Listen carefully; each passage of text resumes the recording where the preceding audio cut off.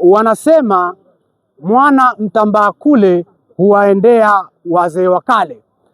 Na Waswahili wanaomsema wanasema kwamba jasili haiachi asili, na wakasema kwamba lazima ujifunze kuchakura maarifa na kupata taarifa na upate hekima, kwa sababu hekima ni chumvi ya maisha.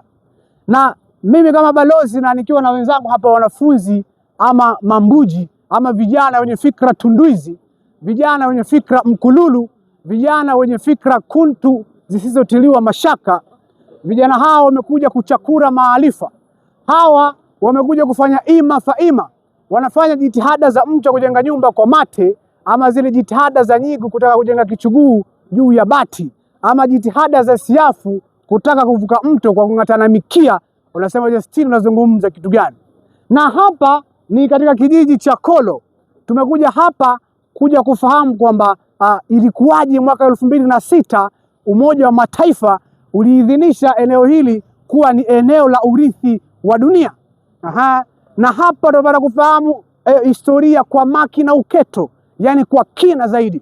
Na hapa tunakwenda kufahamu kwamba ilikuwaje wale mababu na mababu wa Wahadzabe na Wasandawe walipata kuchora ile michoro. Mimi nakuambia na kueleza huku kiroho changu kinadunda namna vile.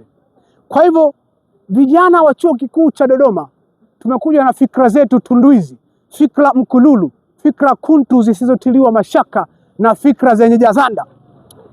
Wabadu wadabahu fakiri, nataka wote tuseme ulumbi kila pahala. Twende ulumbi kila pahala. Naam.